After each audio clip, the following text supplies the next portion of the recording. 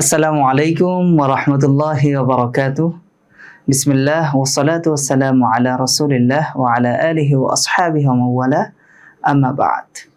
কেমন আছো তোমরা? আশা করি অনেক ভালো আছো এবং অবশ্যই সিএডএমির সাথেই আছো। আমরা পবিত্র কোরআন মাজিদে সূরা নিসার রুকুগুলো নিয়ে আমরা আলোচনা করছি, আয়াতের অনুবাদ পড়ছি, সংশ্লিষ্ট প্রশ্ন সলভ করছি। তো সেই ধারাবাহিকতার আলোকে আজকে আমরা শুরু করছি সূরা নিসার ৬ষ্ঠ নম্বর রুকু এবং ৬ষ্ঠ নম্বর রুকুর যে গুরুত্বপূর্ণ আয়াতসমূহ এবং এখানে কি বলা হয়েছে সেগুলো নিয়ে আমরা কথা বলবো, আলোচনা করব, অনুবাদ করব। এর মাধ্যমে আমরা আমাদের নলেজ বৃদ্ধি করব ইনশাআল্লাহ।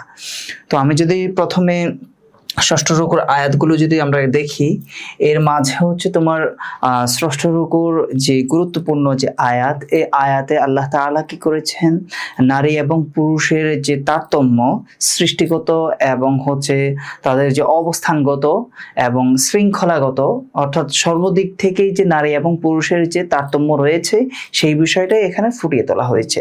এরপরে বিশেষভাবে একজন স্ত্রী তার স্বামীর প্রতি অনুগত থাকা, তারপর হচ্ছে তার যে অধিকারগুলো রয়েছে, হকগুলো রয়েছে, সেগুলো যথাযথভাবে আদায় করার প্রতি কি করা হয়েছে, গুরুত্ব আরোপ করা হয়েছে। আর এর বাহিরেও আরো গুরুত্বপূর্ণ একটি কথা, সেটা হচ্ছে যখন এরকম সাংসারিক দিক থেকে যখন নারী পুরুষের মাঝে কনফ্লিক্ট হয় বা হচ্ছে মনোমালিন্য দেখা দেয়, তখন সেক্ষেত্রে করণীয় কি, সে ব্যাপারে আল্লাহ তাআলা সুনির্দিষ্টভাবে কি করেছেন, এখানে এসে উপদেশ দিয়েছেন, কিছু নীতিমালা প্রণয়ন করেছেন এবং বলেছেন যে স্বামী স্ত্রীর মাঝে যদি মনোমালিন্য দেখা দেয় এবং যদি ফাটল সৃষ্টি হওয়ার ধারণা বা তৈরি হয়, তো সেক্ষেত্রে হচ্ছে যে ধাপে ধাপে কিছু স্টেপ নেওয়া এবং সেই অনুযায়ী আগানো। ঠিক আছে, আমরা আয়াতের অনুবাদ সলভ করার মাধ্যমে সেই ব্যাপারগুলো জানতে পারবো ইনশাআল্লাহ। লেগে থাকো কেমন? তাহলে আমরা আজকে 34 নম্বর আয়াতের অনুবাদ করব। 34 নম্বর আয়াত প্রথমে আমি একবার পড়ে নিচ্ছি, দেখো। আর রিজাল কাওয়ামুনা আলান নিসাই বিমা ফাদ্দালাল্লাহু বা'দাহুম আলা বা'দ ওয়া বিমা আনফাকু মিন আমওয়ালিহিম ফাসসালিহাতু কানিতাতুন হাফিযাতুন লিল গায়ব বিমা হাফিজাল্লাহ ওয়াল্লাতী তাখাফুনা নুশুজাহুন ফা'idhuhunna wahjuruhunna fil madaji'i wadribuhun فإن أطعنكم فلا تبغوا عليهن سبيلا إن الله كان عليا كبيرا। আচ্ছা, আমরা এতটুকু পর্যন্ত তাহলে অনুবাদগুলো যারা আগে খেয়াল করি, দেখো যে প্রথমাংশে অনুবাদ সেটা হচ্ছে আর রিজাল, আর রিজাল কাওয়ামুন আলান নিসা। আর রিজাল মানে হচ্ছে পুরুষ তথা পুরুষ জাতি, কাওয়ামুন মানে হচ্ছে কর্তৃত্বপরায়ণ বা হচ্ছে দায়িত্বশীল, যেটাই বলো, আলান নিসা অর্থাৎ নারীদের উপর, নারীদের প্রতি। অর্থাৎ আল্লাহ তাআলা সৃষ্টিগতভাবেই পুরুষকে নারীর অভিভাবক বানিয়েছেন, নারীর উপর যে তার যে কর্তব্য এবং দায়িত্ব রয়েছে সেগুলো পালন করার প্রতিও গুরুত্ব আরোপ করেছেন। তো সেই ব্যাপারে বলা হচ্ছে, দেখো, আর রিজাল কাওয়ামুন আলান নিসা, পুরুষরা হচ্ছে নারীদের প্রতি কর্তৃত্বপরায়ণ। যে কি জন্য, এটা আল্লাহ তাআলা কিছু কারণ সেখানে ব্যাখ্যা করছেন। দেখো, বিমা ফাদ্দালাল্লাহু বা'দাহুম আলা বা'দ, এই যে দেখো এখানে একটা কারণ বলেছেন, এরপর ওয়া বিমা আনফাকু মিন আমওয়ালিহিম, এখানে এসে আরেকটি কারণ ব্যাখ্যা করেছেন। তো দেখো আমরা এই কারণগুলো কি কি অনুবাদ খেয়াল করি। দেখো, বিমা ফাদ্দালাল্লাহু বা'দাহুম আলা বা'দ, যেহেতু, বিমা মানে যেহেতু, ফাদ্দালাল্লাহু আল্লাহ তাআলা কি করেছেন, বিশ্বায়িত করেছেন বা মর্যাদা দিয়েছেন, বা'দাহুম আলা বা'দ তাদের একে অপরের প্রতি, অর্থাৎ নারীর উপর পুরুষকে আল্লাহ তাআলা কি করেছেন, শ্রেষ্ঠত্ব প্রদান করেছেন। তো শ্রেষ্ঠত্ব কিভাবে প্রদান করেছেন এটা আমরা সংশ্লিষ্ট প্রশ্নের উত্তরে পেয়ে যাব ইনশাআল্লাহ। তো বিমা ফাদ্দালাল্লাহু বা'দাহুম আলা বা'দ, যে আল্লাহ তাআলা নারীকে বা তাদের কতকের উপর বা তাদের কাউকে কারোর উপর প্রাধান্য দেওয়ার কারণে বা শ্রেষ্ঠত্ব প্রদান করার কারণে, ওয়াবিমা আনফাকু মিন আমওয়ালিহিম, ওয়াবিমা এবং কারণে, বিমা মানে কি, কারণে, আনফাকু তারা খরচ করে, অর্থাৎ পুরুষরা খরচ করে, মিন আমওয়ালিহিম তাদের সম্পদ থেকে, তথা পুরুষরা নারীদের জন্য তাদের সম্পদ ব্যয় করে। তো এই দুইটি কারণে আল্লাহ তাআলা কি করেছেন, এই যে নারীর উপর পুরুষকে কর্তৃত্বপরায়ণ বানিয়েছেন। ঠিক আছে, তাহলে দেখো অনুবাদ খেয়াল করো। আর রিজাল কাওয়ামুন আলান নিসা, পুরুষগণ নারীদের উপর কর্তৃত্বশীল, বিমা ফাদ্দালাল্লাহু বা'দাহুম আলা বা'দ তাদের একের প্রতি অপরকে আল্লাহ তাআলা শ্রেষ্ঠত্ব প্রদান করার কারণে ওয়া বিমা আনফাকু মিন আমওয়ালিহিম, এবং পুরুষগণ তাদের সম্পদ নারীদের জন্য বা নারীদের পিছনে ব্যয় করার ফলে। আচ্ছা, দেখো এটার কারণ কি? দেখো আমরা যদি দেখি, আমরা ছোটবেলায় থাকলে তখন হচ্ছে ছোট যারা মেয়েরা ছোট থাকে বিয়ের আগ পর্যন্ত বাবার বাসায়, তারপর হচ্ছে বিয়ের পর স্বামীর বাসায়, স্বামী মানে সাধারণত এমনই বা আল্লাহ তাআলার সিস্টেমে এটা। এরপর হচ্ছে বৃদ্ধ হয়ে গেলে তখন তার ছেলেরা তার দেখভাল করে। তো ইসলামের নিয়মও এটা।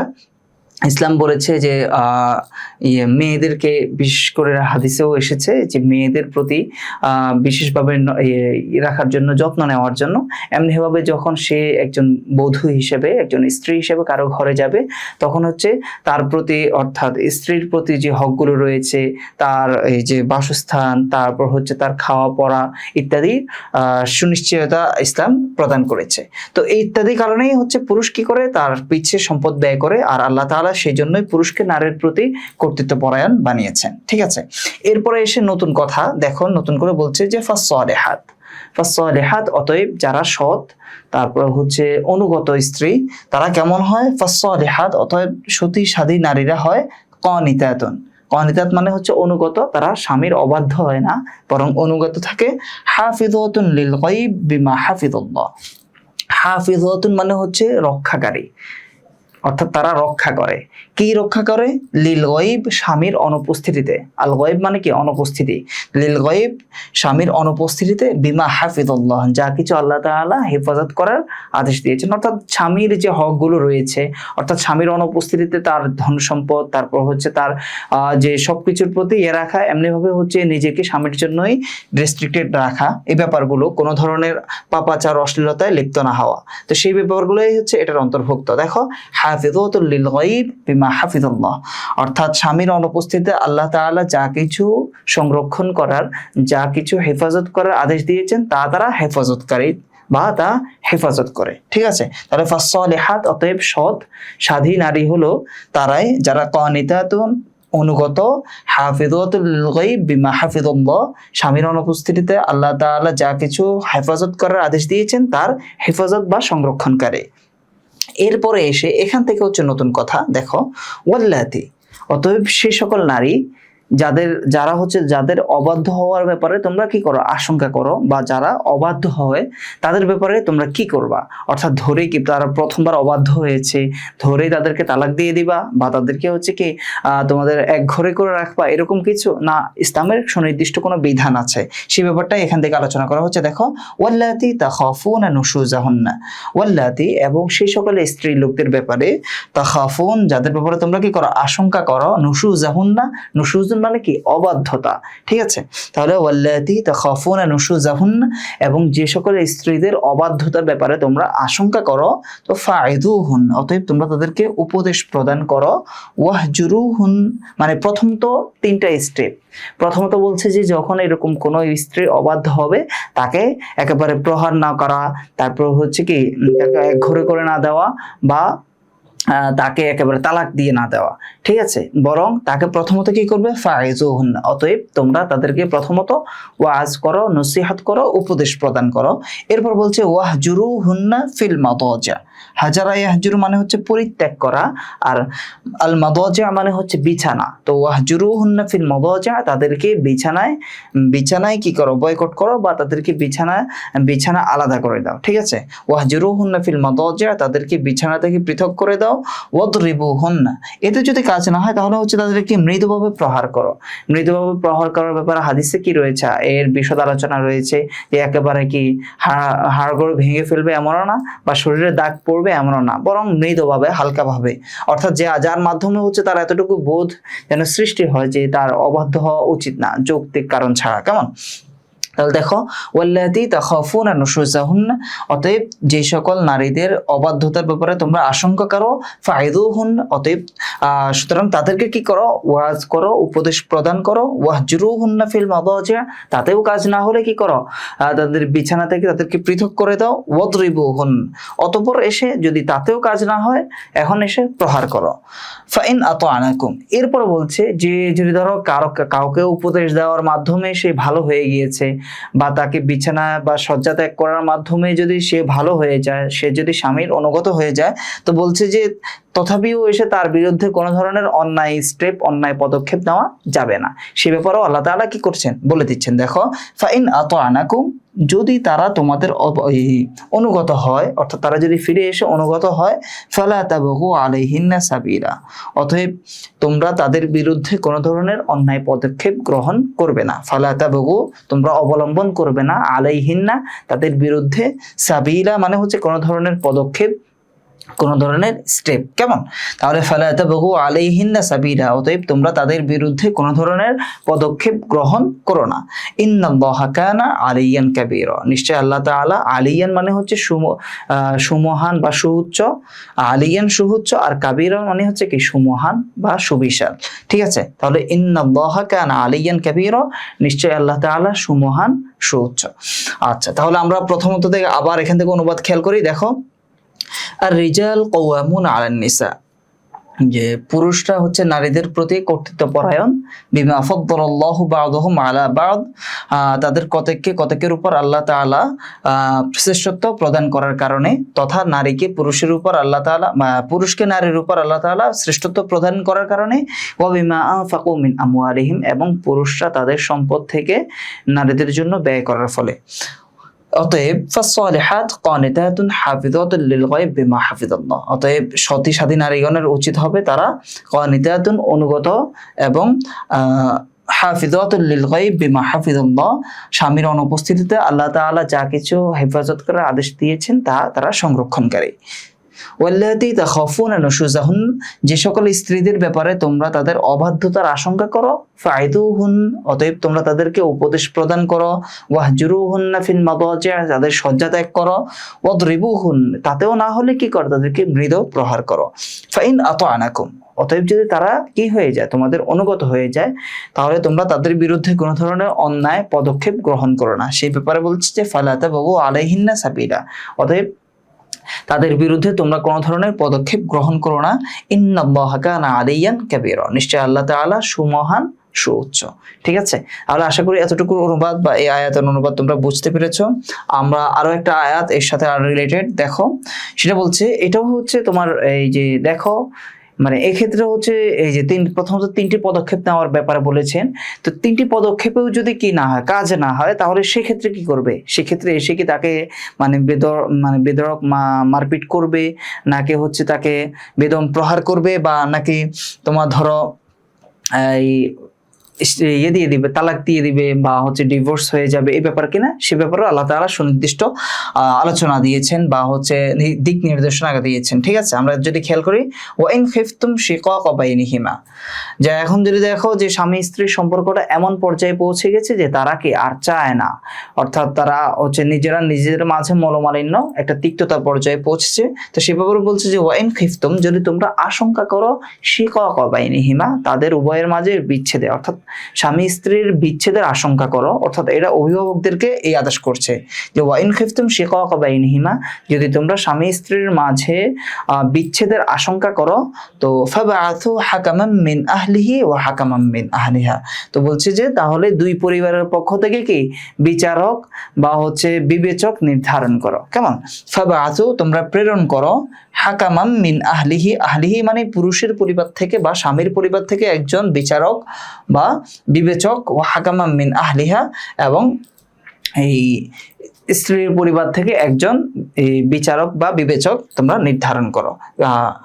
এবার মানে কি করা? প্রেরণ করা। তো প্রেরণ করা মানে কি, অর্থাৎ দুই গ্রুপে একসাথে এসে বসা আর কি। সে ব্যাপারে বলা হচ্ছে বাতু হাকামাম মিন আহলিহি ওয়া হাকামাম মিন আহলিহা, অতএব নারীর পরিবার থেকে একজন এবং পুরুষের পরিবার থেকে একজন করে কি করো, হাকাম তথা বিচারক বা বিবেচক নির্ধারণ করো। এরপর দেখো যে আলোচনার মাধ্যমে যদি বলছে যে এই ইউরিদা, তারা যদি চায়, অর্থাৎ স্বামী স্ত্রী যদি তারা চায়, ইসলাহান, তারা নিজেদের মাঝেই আপোষে মীমাংসা করে নিতে চায়, তো ইউয়াফিকিল্লাহু বাইনাহুমা, আল্লাহ তাদের মাঝে কি করে দিবেন, মহব্বত বা হচ্ছে সমঝোতা করে দিবেন। ওয়াফাকা ইউয়াফিকু মানে কি করা, তৌফিক দেওয়া। তো আল্লাহ তাআলা তাদের মাঝে তৌফিক দিবেন মানে কি, আল্লাহ তাআলা তাদের মাঝে সমঝোতা করে দিবেন বা তাদের যে বন্ধন সেটিকে অটুট করে দিবেন। সে ব্যাপারে বলা হচ্ছে যে ইন ইউরিদা ইসলাহা, তারা যদি সংশোধনের ইচ্ছে করে বা ইচ্ছে পোষণ করে, ইউয়াফিকিল্লাহু বাইনাহুমা, আল্লাহ তাদের মাঝে কি করে দিবেন, বনিবনা করে দিবেন বা হচ্ছে কি তাদেরকে মিলিয়ে দিবেন। ইন্নাল্লাহা কানা আলিমান খবীরা, নিশ্চয় আল্লাহ তাআলা আলিম মানে হচ্ছে জ্ঞাত বা সর্বজ্ঞ, আর খবীর মানে হচ্ছে কি একই, সর্বজ্ঞ বা জ্ঞাত। খবীর মানে হচ্ছে খবরদার, অর্থাৎ সবকিছু তিনি খবর রাখেন। ঠিক আছে, তো আমরা অনুবাদ আরেকবার খেয়াল করি।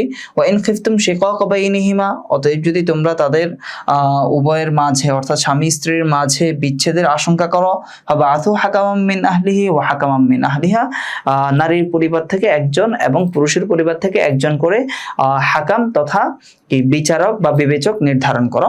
ইন ইউরিদা ইসলাহা, যদি তারা নিজেদের মাঝে সংশোধনের ইচ্ছা করে নেয়, ইচ্ছা পোষণ করে, ইউয়াফিকিল্লাহু বাইনাহুমা, আল্লাহ তাদেরকে তৌফিক দিবেন, আল্লাহ বা তাদের মাঝে কি মিলিয়ে দিবেন বা মহাব্বত সৃষ্টি করে দিবেন।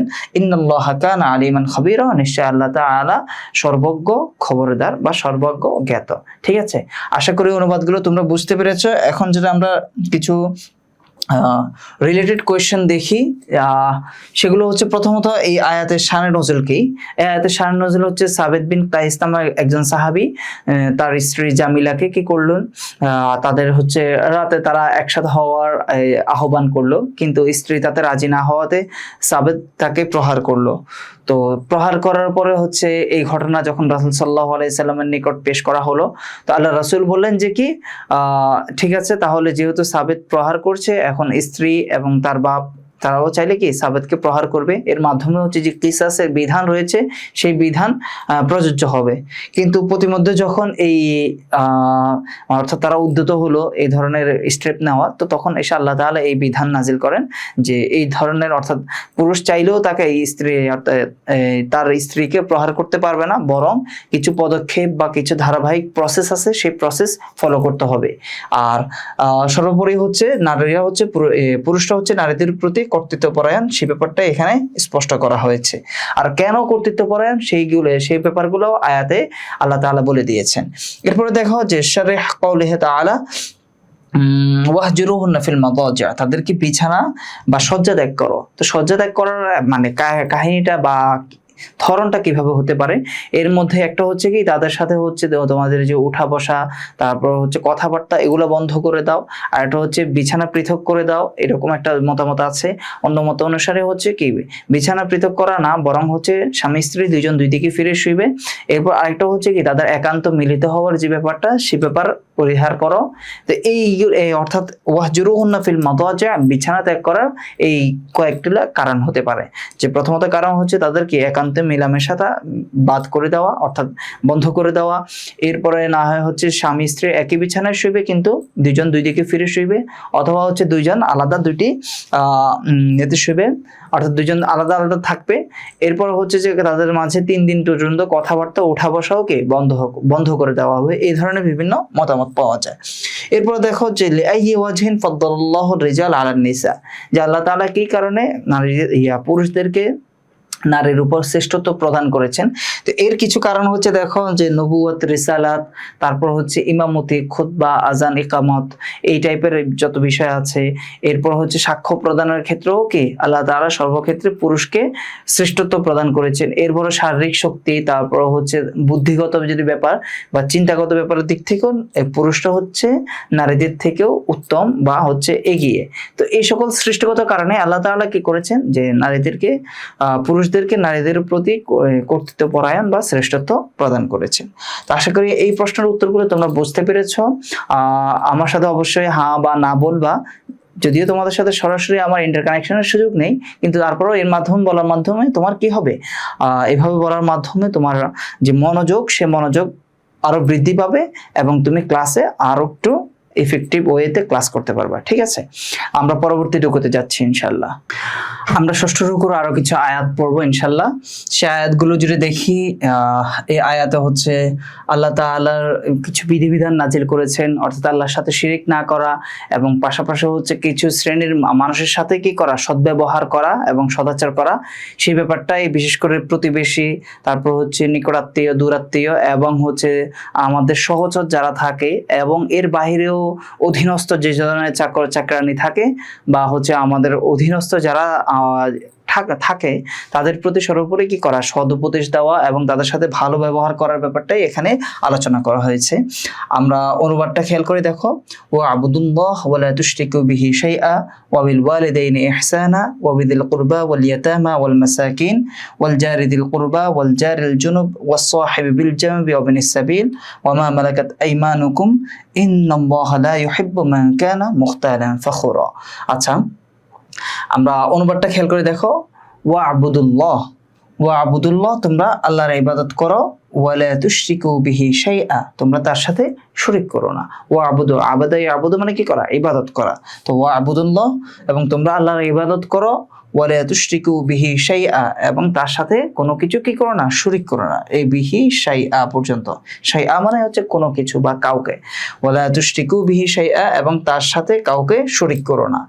এরপর বলছে যে আরো কিছু শ্রেণী পেশার মানুষের সাথে বা কিছু আমাদের মানে আমাদের চলতে ফিরতে বা সর্বোপরি আমরা একজন মানুষ, একজন হিউম্যান বিইং হিসেবে আমরা যখন থাকি সমাজে, আমরা যে সকল মানুষদেরকে বেশি বেশি ফেস করি, তাদেরকে তাদের প্রতি সদ্ব্যবহার করার, সদাচরণ করার আদেশ দেওয়া হয়েছে। দেখো, ওয়াবিল ওয়ালিদাইনি ইহসানা, এবং মাতা পিতার সাথে সদ্ব্যবহার করো। প্রথমত কি, আল্লাহর সাথে শিরক না করার পরেই মাতা পিতার সাথে সদ্ব্যবহার করার আদেশ দেওয়া হয়েছে। দেখো এরপরে অংশ, ওয়া বিযিল কুরবা ওয়াল ইয়াতামা ওয়াল মাসাকিন ওয়াল জারি যিল কুরবা ওয়াল জারিল জুনুব ওয়াস সাহিবি বিল জামব ওয়া বিনিস সাবিল। আচ্ছা, ওয়া মা মালাকাত আইমানুকুম, অর্থাৎ এই যে সদুপদেশ বা সদাচরণ করার ব্যাপারটা এই পর্যন্ত এসেছে, অর্থাৎ এই যে এখান থেকে শুরু হয়েছে এই পর্যন্ত সবার সাথে সদ্ব্যবহার করার, তারপর হচ্ছে ভালো আচরণ করার ব্যাপারটা এখানে আলোকপাত করা হয়েছে। দেখো, ওয়াবিল ওয়ালিদাইনি ইহসানা, এবং মা বাবার সাথে সদ্ব্যবহার করো, সদাচরণ করো, এমনি ভাবে সদাচরণ করো। ওয়াবিযিল কুরবা, আর যিল কুরবা মানে হচ্ছে কি, নিকটাত্মীয়ের সাথে, আচ্ছা, বা আত্মীয় স্বজনের সাথে। ওয়াল ইয়াতামা, আল ইয়াতামা মানে হচ্ছে এতিমদের সাথে। ওয়াল মিসকিন মানে হচ্ছে মাসাকিন মানে মিসকিনদের সাথে। ওয়াল জারি যিল কুরবা, অর্থাৎ নিকটতম প্রতিবেশী। তারপর হচ্ছে ওয়াল জারিল জুনুব মানে হচ্ছে দূরতম প্রতিবেশী। আমরা হচ্ছে আমাদের নিকটতম প্রতিবেশীও দেখতে পাই, অর্থাৎ যে বাড়ির পাশে থাকে, বা হচ্ছে ঘরের পাশে যার ঘর থাকে, বাসার পাশে যার বাসা থাকে, বা ফ্ল্যাটের পাশে যার ফ্ল্যাট থাকে, কেমন। তো এগুলো হচ্ছে তোমার জারিল কুরবা তথা নিকটাত্মীয় বা নিকটতম প্রতিবেশী। আর ওয়াল জারিল জুনুব মানে হচ্ছে দূরতম প্রতিবেশী, অর্থাৎ এটা হয় যে আমাদের পাড়া মহল্লার, অর্থাৎ যাদের সাথে আমাদের বাজারে গেলে, তারপর হচ্ছে মসজিদে গেলে যাদের সাথে আমাদের দেখা সাক্ষাৎ হয়, তারাই হচ্ছে আমাদের দূরতম প্রতিবেশী। এরপর ওয়াস সাহিবি বিল জামব, অর্থাৎ হচ্ছে সহচর। আর সাহিব বিল জামবির সহজ অর্থ হবে কি, সহচর। সহচরটা কেমন, ধরো আমরা হোস্টেলে থাকি, বা হচ্ছে কোনো একটা রুমে থাকি, বা কোথাও একসাথে থাকি, সেখানে আমাদের হচ্ছে আশপাশে কিছু মানুষজন আমাদের সাথে থাকে, উঠা বসা করে, হতে পারে আমাদের ক্লাসমেট, ব্যাচমেট, তারপর হচ্ছে আমাদের ফ্রেন্ডস। তো এই ক্ষেত্রে হচ্ছে তাদের সাথেও আমাদের সদ্ব্যবহার করা, সদাচরণ করার ব্যাপারে আল্লাহ তাআলা কি করেছেন, এই আদেশ করেছেন। কেমন, ওয়াস সাহিবি বিল জামব মানে হচ্ছে পাশের বন্ধু বা সহচর।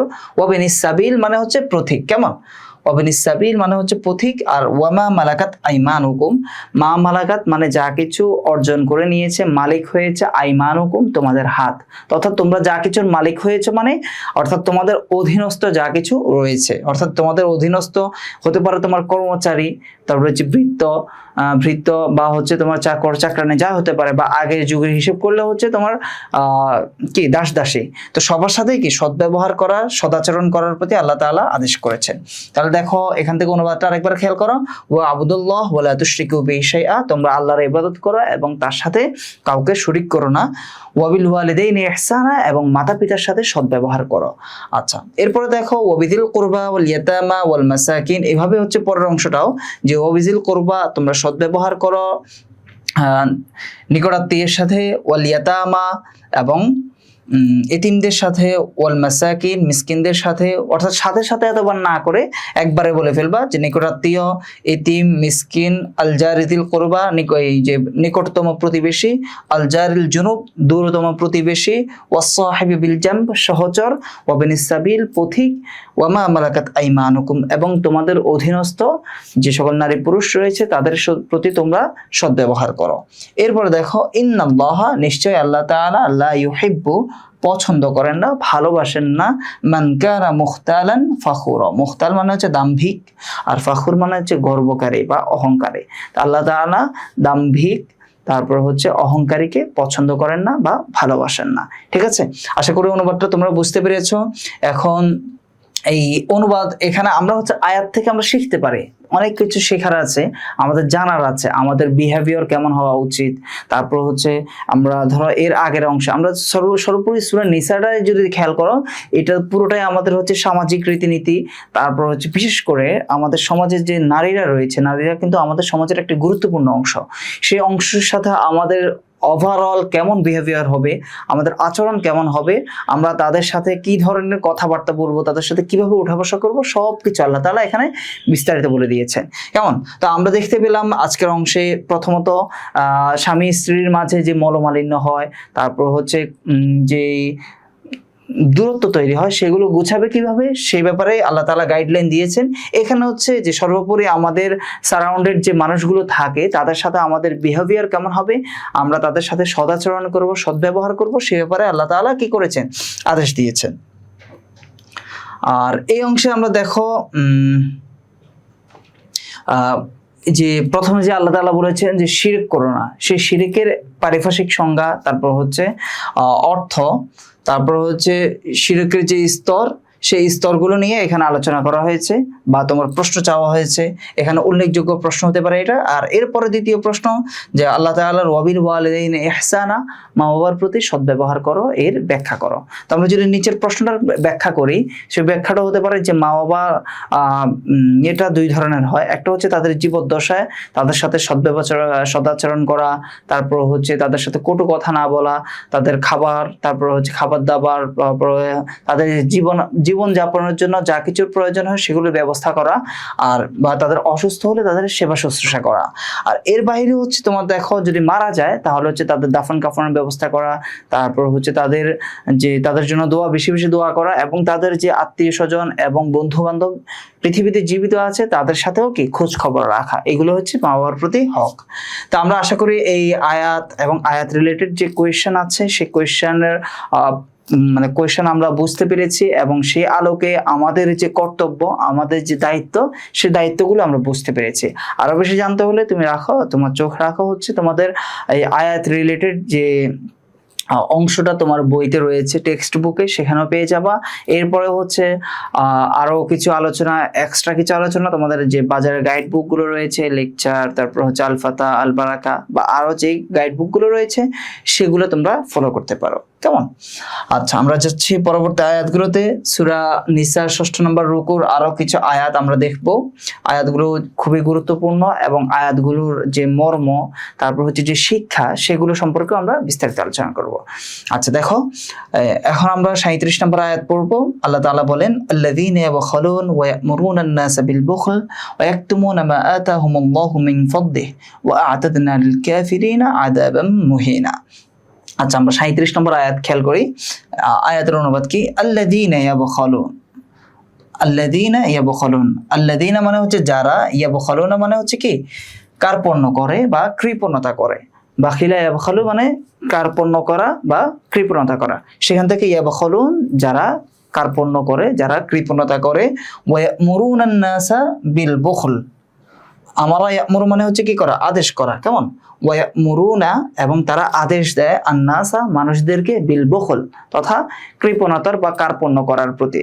অর্থাৎ যারা নিজেরাও কার্পণ্য করে এবং কৃপণতা প্রদর্শন করে এবং মানুষদেরকেও সেই কৃপণতার প্রতি, সেই কার্পণ্য করার প্রতি কি করে, আদেশ প্রদান করে।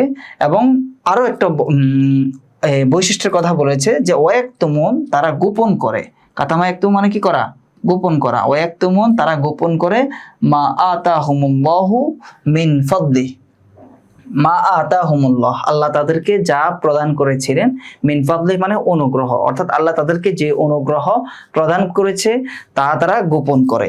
ঠিক আছে, তো আল্লাহ বলছে যে আ'তাদনা লিল কাফিরিন আযাবাম মুহিনা, আর আমি কাফেরদের জন্য প্রস্তুত করে রেখেছি আযাবাম মুহিনা মানে হচ্ছে যে অপমানকর শাস্তি। ঠিক আছে, আহানা ইউহিনও, সেখান থেকে মুহিন মানে হচ্ছে অপমানকারী, আর এরপরে হচ্ছে অপমানজনক বা লাঞ্ছনাকর শাস্তি। ঠিক আছে, আমরা এখানে বুঝতে পারলাম যে এখানে কিছু হিন্টস দেওয়া আছে যে কিছু লোক হয়তো এমন ছিল যারা কার্পণ্য করত, বা কিছু লোক যারা ছিল এমন যে নিজেরাও কৃপণতা করত আল্লাহর পথে ব্যয় করার ক্ষেত্রে, এবং অন্যদেরকেও সেই কৃপণতার আদেশ প্রদান করত। এবং অন্য একটা শ্রেণীর বৈশিষ্ট্যের কথা বলা হয়েছে যারা আল্লাহর অনুগ্রহ তথা কিতাবাদি এবং আল্লাহর যে নির্দেশ ছিল সেগুলোকে তারা গোপন করত। তো সেক্ষেত্রে আল্লাহ তাআলা বলেন যে তাদেরকে আল্লাহ তাআলা কাফির আখ্যা দিয়ে বলেন যে তাদের জন্য প্রস্তুত করে রেখেছে আযাবাম মুহিনা তথা লাঞ্ছনাকর শাস্তি। ঠিক আছে, আমরা অনুবাদটা আরেকবার খেয়াল করি। আল্লাযীনা ইয়াবখালুন, যারা কার্পণ্য করে, কৃপণতা প্রদর্শন করে, ওয়া ইয়ামুরুনান নাসা বিল বুখল, এবং মানুষজনকে সেই কার্পণ্যের প্রতি বা সেই কৃপণতার প্রতি আদেশ প্রদান করে, ওয়া ইয়াকতুমুন, এবং গোপন করে, মা আতাহুমুল্লাহ, আল্লাহ তাআলা তাদেরকে যা প্রদান করেছিল, মিন ফাদলি অনুগ্রহ, অর্থাৎ আল্লাহ তাদেরকে যে অনুগ্রহ প্রদান করেছিল সেই অনুগ্রহ সম্পর্কে তারা গোপন রাখে। তো বলছে যে ও আতাদানা, এবং আমি প্রস্তুত রেখেছি, আতাদানা মানে আমি প্রস্তুত রেখেছি, লিল কাফিরিন কাফিরদের জন্য, আযাবাম মুহিনা লাঞ্ছনাকর বা অবমাননাকর শাস্তি। তাহলে ওয়া আ'তাদনা লিল কাফিরিন আযাবাম মুহিনা, এবং আমি কাফেরদের জন্য প্রস্তুত রেখেছি লাঞ্ছনাকর বা অবমাননাকর শাস্তি। ঠিক আছে, পুরোটা অনুবাদ আশা করি বুঝতে পেরেছো। আমরা আরো একটু আয়াত দেখি, যে এটা হচ্ছে 38 নম্বর আয়াত, এটাও ষষ্ঠ রুকুর অংশ। আমরা এই আয়াতের অনুবাদ যদি খেয়াল করি, দেখো ওয়াল্লাযীনা ইউনফিকুনা আমওয়ালাহুম, এবং যারা সম্পদ ব্যয় করে বা খরচ করে, রিয়া আন্নাস লোক দেখানোর জন্য, ওয়ালা ইউমিনুনা বিল্লাহি ওয়াল ইয়াউমিল আখির। আচ্ছা, আমরা শাব্দিক অনুবাদ করি, ওয়াল্লাযীন, এবং যারা, আনফাকা ইউনফিকু মানে হচ্ছে ব্যয় করা বা খরচ করা। ঠিক আছে, ওয়াল্লাযীনা ইউনফিকুন, যারা ব্যয় করে বা খরচ করে, আমওয়ালাহুম তাদের সম্পদ বা নিজেদের সম্পদ, অর্থাৎ যারা নিজেদের সম্পদ ব্যয় করে কিসের জন্য, রিয়া আন্নাস। রিয়া আন্নাস মানে হচ্ছে কি, লোক দেখানোর জন্য। রিয়াউন মানে হচ্ছে লোক দেখানো, আন্নাস মানে হচ্ছে মানুষ। তো মানুষদেরকে দেখানোর জন্য যা খরচ করে, কেমন? তাহলে ওয়াল্লাযীনা ইউনফিকুনা আমওয়ালাহুম রিয়া আন্নাস, এবং যারা লোক দেখানোর জন্য খরচ করে, নিজেদের সম্পদ ব্যয় করে, এবং তাদের আরো বৈশিষ্ট্য কি, যে ওয়ালা ইউমিনুনা বিল্লাহি ওয়ালা বিল ইয়াউমিল আখির, এবং তারা ঈমান আনে না, লা ইউমিনুন মানে তারা ঈমান আনে না, বিল্লাহ আল্লাহর প্রতি, ওয়ালা বিল ইয়াউমিল আখির, আল ইয়াউমুল আখির মানে হচ্ছে শেষ দিবসের প্রতি, কেমন, বা আখিরাতের প্রতি। তো পুরোটার অর্থ ওয়ালা ইউমিনুনা বিল্লাহি ওয়ালা বিল ইয়াউমিল আখির, এবং যারা আল্লাহ এবং শেষ দিবস বা পরকালের প্রতি বিশ্বাস স্থাপন করে না।